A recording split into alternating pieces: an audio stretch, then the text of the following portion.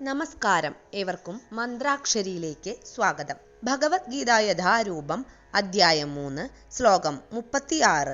അർജുന ഉവാച അദക്കേന പ്രയുക്തോയം പാപം ചരതി പൂരുഷഃ അനിശ്ചന്നഭിവാഷ്ണേയ ബലാദിവ നിയോജിതഃ.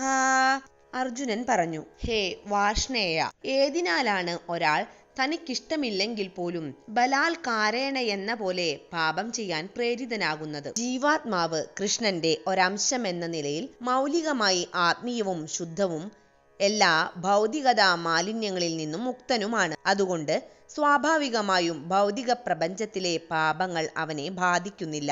എങ്കിലും പ്രകൃതിയോടുള്ള സമ്പർക്കം മൂലം ജീവസത്ത യാതൊരു മടിയുമില്ലാതെ പല പാപങ്ങളും ചെയ്തു പോകുന്നു.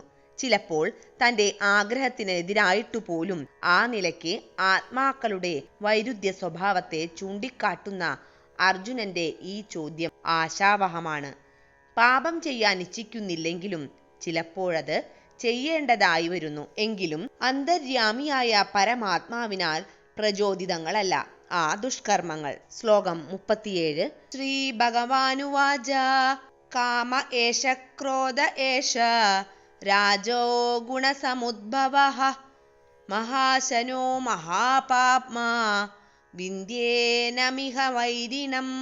ശ്രീ ഭഗവാൻ പറഞ്ഞു, അല്ലയോ അർജുന, രജോ ഗുണവുമായുള്ള സമ്പർക്കത്തിൽ നിന്നുണ്ടായതും പിന്നീട് ക്രോധമായി തീരുന്നതുമായ കാമമാണിങ്ങനെ പ്രേരിപ്പിക്കുന്നത്. എല്ലാം നശിപ്പിക്കുന്ന ഈ മഹാപാപമാണ് ഇഹലോകത്തിലെ ശത്രു. ഒരു ജീവസത്ത ഭൗതിക സൃഷ്ടിയുമായി ബന്ധപ്പെടുമ്പോൾ രജോ ഗുണവുമായുള്ള സമ്പർക്കത്തിന്റെ ഫലമായി അവന്റെ ശാശ്വതമായ കൃഷ്ണപ്രേമം കാമമായി പരിണമിക്കുന്നു. പാല് പുളിരസത്തിന്റെ സമ്പർക്കത്താൽ തൈരായി മാറുന്നതുപോലെ കൃഷ്ണപ്രേമം കാമമായി മാറുന്നു. പൂർത്തീകരിക്കാത്ത കാമം ക്രോധമായും ക്രോധം മിഥ്യയായും മാറുന്നു. ഈ മായയാൽ ഭൗതിക സൃഷ്ടി നിലനിൽക്കുന്നു. കാമമാണ് ശുദ്ധ ജീവാത്മാക്കളെ ഭൗതിക ലോകത്തിൽ ബന്ധനസ്ഥരാക്കുന്നത്. ഇതുതന്നെയാണ് ജീവാത്മാവിന്റെ ഏറ്റവും വലിയ ശത്രുവും. ഗുണത്രയം ചിലപ്പോൾ ക്രോധമായും സദൃശ്യങ്ങളായ മറ്റു ചില വികാരങ്ങളായും പ്രത്യക്ഷപ്പെടാം. തമോ ഗുണത്തിന്റെ വേറൊരു രൂപമാണ് ക്രോധം.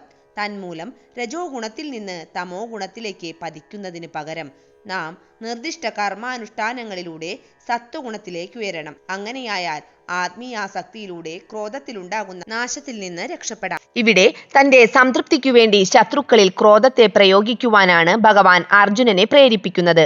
കാമവും ക്രോധവും കൃഷ്ണസേവനത്തിനു വേണ്ടി വിനിയോഗിച്ചാൽ അവ നമ്മുടെ ശത്രുക്കളായി ഭവിക്കുന്നതിനു പകരം മിത്രങ്ങളായി തീരുക തന്നെ ചെയ്യും.